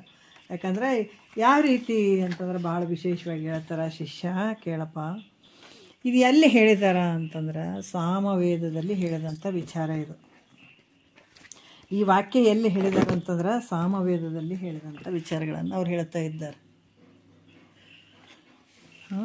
ಯಾಕಂದರೆ ಸಾಮವೇದ ಶಾಖೆಯಾದ ಚಾಂದೋಗ್ಯ ಉಪನಿಷತ್ತಿನಲ್ಲಿ ತತ್ವಮಸಿ ಅನ್ನುವಂಥ ಮಹಾವಾಕ್ಯವನ್ನು ಹೇಳಿದ್ದಾರೆ. ಅದರಲ್ಲಿ ಇವು 3 ಪದಗಳು ಅದಾವ, ತತ್ ತ್ವಂ ಅಸಿ. ಈ ತತ್ಪದಕ್ಕೆ ಹೆಂಗದಾನ, ತತ್ಪದಕ್ಕೆ ಯಾವುದಪ್ಪ ಅಂತಂದರೆ ಶಿವನ್ ಅಂತ ಹೇಳುವಂಥದ್ದು, ತತ್ಪದಕ್ಕೆ ಶಿವನ್ ಅಂತ ಹೇಳುವಂಥದ್ದು, ತ್ವಮ್ ಪದಕ್ಕೆ ಜೀವ ಅಂತ ಹೇಳುವಂಥದ್ದು, ಅಸಿ ಪದಕ್ಕೆ ಇಬ್ಬರು ಒಂದೇನೆ ಅಂತ ಹೇಳುವಂಥದ್ದು. ಆ ಜೀವಾತ್ಮನೇ ನೀನೇ ಇದ್ದಿ, ಶಿವ ಇದ್ದಿ ಅಂತ ಹೇಳುವಂಥದ್ದು. ಈ ರೀತಿಯಾಗಿ ಆದರೆ ಇದಕ್ಕೂ ಕೂಡ 2 ರೀತಿಯಿಂದ ಹೇಳ್ಕೊಂಡು ಬರ್ತಾರೆ. ತತ್ ಪದಕ್ಕೆ ವಾಚ್ಯಾರ್ಥ ಲಕ್ಷ್ಯಾರ್ಥ, ತ್ವಮ್ ಪದಕ್ಕೆ ಲಕ್ಷ್ಯಾರ್ಥ ವಾಚ್ಯಾರ್ಥ ಅಂತ ಹೇಳ್ತಾರೆ. ಈ ಎರಡು ರೀತಿಯ ಅರ್ಥಗಳು ಅದಾವೆ. ಈಗ ಯಾವ ರೀತಿ ಅಂತಂದರೆ ಈಗ ಜಗತ್ತಿನೊಳಗೆ ಈ ಶಿವನಿಂದನೇ ಇದೆಲ್ಲ ಆಗಿದೆ ಇದು ಅಂತ ನಾವೆಲ್ಲ ಹೇಳ್ತೀವಿ. ಯಾಕಂತಂದ್ರೆ ಈ ತತ್ ಪದದ ಒಂದು ಲಕ್ಷ್ಯ ಮತ್ತು ವಾಚ್ಯಾರ್ಥ ಭಾಗದಲ್ಲಿ ಇಲ್ಲಿ ಏನು ಹೇಳ್ತಾರಪ್ಪ ಅಂತಂದ್ರೆ ಇನ್ನೊಂದು ವಾಚ್ಯ ಭಾಗವನ್ನು ಬಿಟ್ಟು ಲಕ್ಷ್ಯಾರ್ಥವನ್ನು ಸ್ವೀಕಾರ ಮಾಡುವಂಥದ್ದು. ಇಲ್ಲಿ ಕೆಲವು ಹೇಳ್ತಾರೆ ಜಹತಿ ಅಜಹತಿ ಈ ಭಾಗತ್ಯಾಗ ಲಕ್ಷಣದ ಒಂದು ಲಕ್ಷಣಗಳು ಹೇಳ್ತಾರೆ. ಇಲ್ಲಿ ಕೂಡ ಯಾವ ರೀತಿ ಹೇಳ್ತಾರಂತಂದ್ರೆ ಈಗ ಪ್ರತಿಯೊಂದು ವಿಚಾರದಲ್ಲಿ ಯಾವ ಪದದಲ್ಲಿ ಯಾವ ಅರ್ಥದ ಶಕ್ತಿ ಉಂಟು ಆ ಪದಕ್ಕೆ ಆ ಅರ್ಥವು ಶಕ್ತ್ಯಾರ್ಥ ಅಂತ ಅನಿಸ್ಕೊಳ್ತದಂತ ಹೇಳ್ತಾರೆ. ಅದಕ್ಕೆ ಶಕ್ತ್ಯಾರ್ಥ ಅಂದರೂ ಅಷ್ಟೇ, ವಾಚ್ಯಾರ್ಥ ಅಂದರೂ ಅಷ್ಟೇ, ಎರಡೂ ಅಂದರೂ ಅಷ್ಟೇ. ಈಗ ಕೆಲವೊಂದು ನಾವು ವಿಚಾರ ಮಾಡಬೇಕಾದ್ರೆ ಘಟಪದಕ್ಕೆ ನಾವೇನು ಹೇಳ್ತೀವಿ, ಘಟ ಅದಕ್ಕೆ ಕಲಶ ಅಂತ ಕೂಡ ಹೇಳ್ತೀವಿ. ಅಗ್ನಿ ಪದಕ್ಕೆ ಬೆಂಕಿ ಅಂತ ವಾಚ್ಯಾರ್ಥ ಲೆಕ್ಕದಾಗ ಹೇಳ್ತೀವಿ. ಅಗ್ನಿ ಅನ್ನೋದಕ್ಕೆ ಬೆಂಕಿ ಅಂತ ಕೂಡ ಅಂತೀವಿ. ಅದಕ್ಕೆ ಈ ಶಕ್ತಾರ್ಥ ಅಂತಂದ್ರೆ ಇದೇನು ಶಕ್ತಾರ್ಥ ಸಂಬಂಧವೇ ಅಲ್ಲಿ ಏನಾಗುತ್ತದೆ ಲಕ್ಷಣಾರ್ಥ ಅಂತ ಕೂಡ ಅನಿಸ್ಕೊಳತ್ತದ. ಇಲ್ಲಿ ಏನಾಗ್ತದೆ ಮತ್ತು ಲಕ್ಷಣ 3 ರೀತಿಯಿಂದ ಹೇಳುತ್ತಾರೆ. ಯಾವುದು ಜಹತಿ ಮತ್ತು ಅಜಹತಿ, ಜಹದ ಅಜಹತಿ ಅಂದರೆ ಭಾಗತ್ಯಾಗ ಲಕ್ಷಣಗಳನ್ನು ಅದು ಕೂಡ ಹೇಳುತ್ತಾರೆ. ಇಲ್ಲಿ ಕೂಡ ವಾಚ್ಯಾರ್ಥ ಭಾಗವನ್ನು ನಾವು ಬಿಡಬೇಕಾದಂಥದ್ದು. ಯಾಕಂದ್ರೆ ತತ್ ಪದದಲ್ಲಿ ಕೂಡ ಏನಾಗ್ತದಪ್ಪ ಅಂತಂದ್ರೆ ವಾಚ್ಯ ಭಾಗವನ್ನು ಬಿಟ್ಟು ಲಕ್ಷ್ಯಾರ್ಥ ಭಾಗವನ್ನು ಸ್ವೀಕಾರ ಮಾಡಬೇಕಾಗ್ತದ ಅನ್ನುವಂಥದ್ದನ್ನು ಹೇಳತ್ತಾರೆ. ಯಾಕಂದ್ರೆ ಶಿವ ಸರ್ವಜ್ಞತ್ವದಿಂದ ಕೂಡಿದಾನ. ಯಾಕಂತಂದ್ರೆ ಮಾಯೋಪಾದಿಯಿಂದ ಕೂಡಿದಂಥ ಶಿವ. ಆ ಶಿವ ಹೆಂಗದಾನ, ಚೈತನ್ಯ ಅದಾನ. ಮತ್ತು ಅವನು ಹೆಂಗದಾನ, ಸರ್ವಶಕ್ತಿ, ಸರ್ವಜ್ಞ, ವಿಭು ಅದಾನ. ಯಾಕಂದ್ರೆ ಇಲ್ಲಿ ಕೂಡ ಹೇಳತ್ತಾರ ಶಿವ ಹೆಂಗದಾನ ಅಂದ್ರೆ ಸರ್ವಶಕ್ತಿಯಿಂದ ಕೂಡಿದಾನ, ಸರ್ವಜ್ಞ ಅದಾನ, ವಿಭು ಅಂದರೆ ಎಲ್ಲ ಕಡೆ ತುಂಬಿದಾನ, ಈಶ ಅದಾನ, ಸ್ವತಂತ್ರ ಅದಾನ, ಈ ಬಂಧ ಮೋಕ್ಷ ರಹಿತವಾಗಿದ್ದಾನ, ಮತ್ತು ಪರೋಕ್ಷದಿಂದ ಅದಾನ. ಇವೆಲ್ಲ ಧರ್ಮಗಳಿಂದ ಏನು ಕೂಡಿದಾನ ಅದು ತತ್ಪದದ ವಾಚ್ಯಾರ್ಥ ಅನಿಸ್ಕೊಳ್ತದೆ. ಅರ್ಥ ಆಯ್ತಲ್ಲ? ತತ್ಪದಕ್ಕೆ ಯಾರು? ಶಿವ, ಈಶ್ವರನ ವಾಚ್ಯಾರ್ಥ ಭಾಗದಾಗ ಇವೆಲ್ಲ ಬರ್ತಾವೆ. ಇವು ತತ್ಪದದ ವಾಚ್ಯಾರ್ಥದ ಭಾಗಗಳು ಇವು. ಅದಕ್ಕೆ ಮತ್ತಿಲ್ಲಿ ಏನು ಹೇಳ್ತಾರೆ, ಈ ಶರೀರ ಐತೆ ಅವಿದ್ಯಾದಿ ಉಪಾಧಿಗಳಿಂದ ಕೂಡಿದ ಅಂತಃಕರಣದಲ್ಲಿ ಪ್ರತಿಬಿಂಬಿಸಿದ ಪ್ರತ್ಯೇಗಾತ್ಮನ ಸ್ವರೂಪ ಈ ಶರೀರ. ಅವಿದ್ಯಾದಿ ತನ್ನನ್ನು ತಾನು ಮರೆಯುವಂಥದ್ದು, ಎಲ್ಲವನ್ನು ಇದು ಕಂಡದ್ದೆಲ್ಲ ಸತ್ಯ ಅಂತ ಅಂದ್ಕೊಳ್ಳುವಂಥದ್ದು ಅವಿದ್ಯಾದಿ. ಎಲ್ಲ ಇಂದ್ರಿಯಗಳು ನಾನೇ ಅನ್ನುವಂಥದ್ದು. ಇವೆಲ್ಲ ಉಪಾಧಿಗಳಿಂದ ಕೂಡಿದಂಥದ್ದು. ನಾನು ಕಿಂಚಿಜ್ಞತ್ವದಿಂದ ಕೂಡಿದ್ದೀನಿ, ನಾನು ಅಲ್ಪಜ್ಞ. ಅದೇ ಹೇಳ್ತಾರೆ.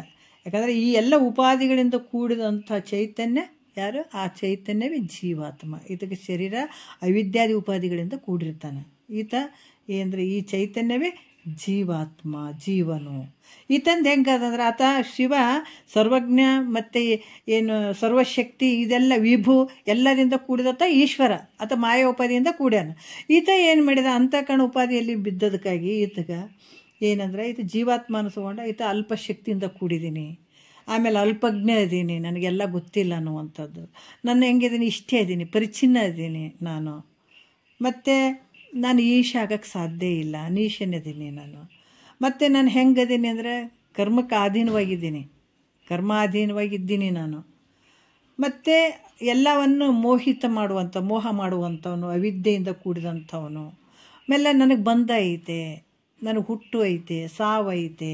ಇವೆಲ್ಲ ಧರ್ಮಗಳಿಂದ ಕೂಡಿದಂಥವನು ಯಾರು?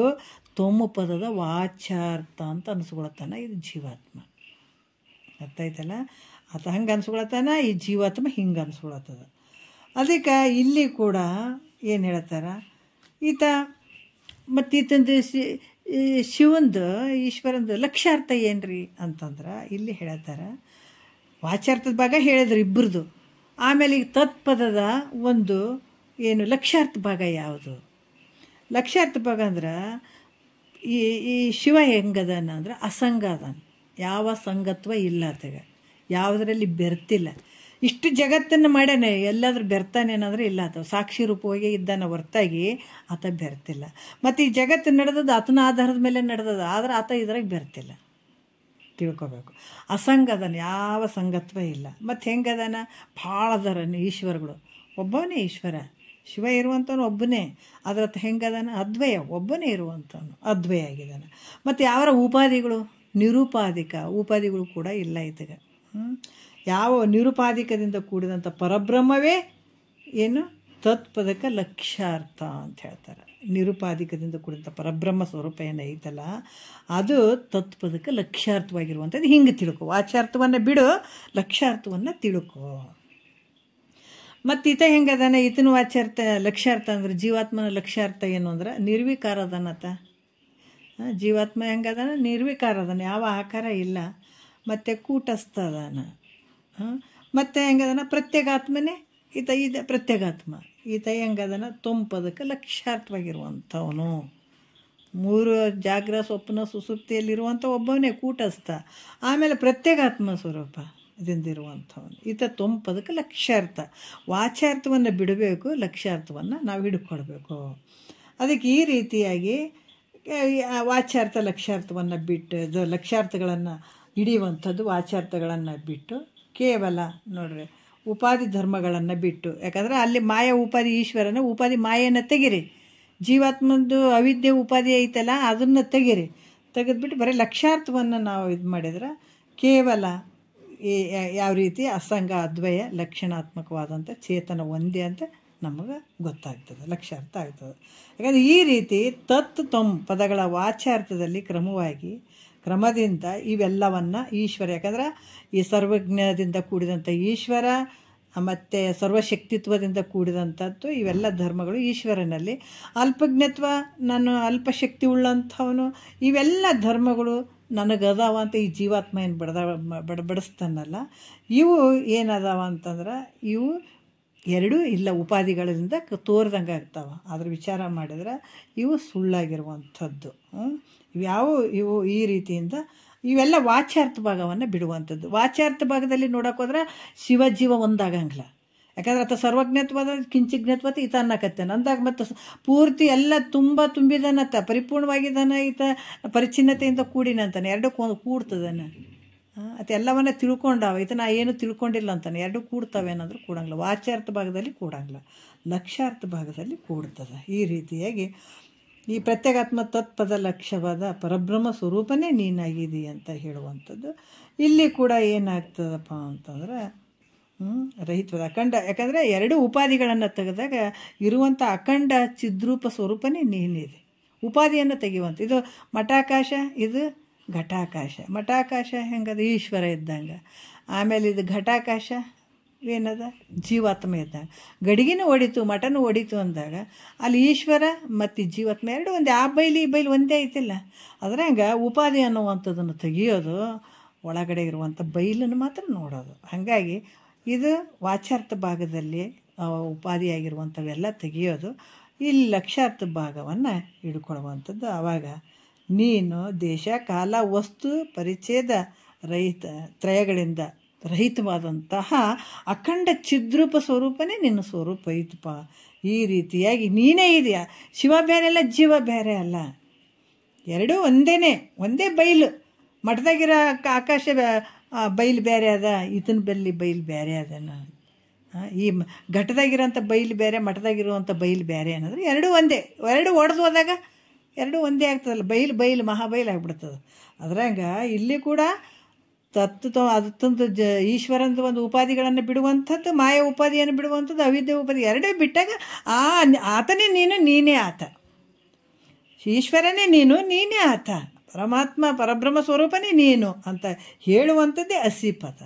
ಎರಡು ಒಂದೇ, ಪರಬ್ರಹ್ಮ ಸ್ವರೂಪನೇ ಎರಡು ಇರುವಂಥದ್ದು. ಇದು ಉಪಾಧಿಯಿಂದ ಸುಳ್ಳು ಅನಿಸ್ಕೊಳ್ಳುತ್ತದೆ. ಈ ರೀತಿಯಾಗಿ ತಿಳಿಯುವಂಥದ್ದು ಅಸಿಪದದ ಅರ್ಥ ಅಂತ ಹೇಳಿ ಮತ್ತೆ ಮುಂದಿನ ವಿಚಾರ ನಾಳೆ ಮಾತಾಡೋಣ. ಭಾಳ ಅದ್ಭುತವಾದಂಥ ವಿಚಾರ ನೋಡ್ರಿ. ಇದು ಭಾಳ ಸೂಕ್ಷ್ಮ ವಿಚಾರಗಳು, ತತ್ವಮಸಿ ವಾಕ್ಯದ ವಿಚಾರಗಳು ಭಾಳ ವಿಶೇಷವಾದಂಥ. ಇವತ್ತು ನಮ್ಗೆ ಅವೆಲ್ಲ ನಾವು ವಿಚಾರ ಮಾಡ್ತಾ ಇದ್ದೀವಿ ಅಂದ್ರೆ ಭಾಳ ಜನ್ಮದ ಪುಣ್ಯ ಅಂದ್ಕೊಳ್ಬೇಕು. ಮತ್ತೆ ಮುಂದಿನ ವಿಚಾರ ನಾಳೆ ಮಾತಾಡೋಣ. ಒಂದೆರಡು ಮಾತು ಗುರುಗಳು ಪಾದಕ್ಕೆ ಅರ್ಪಿಸಿ ಹರವು.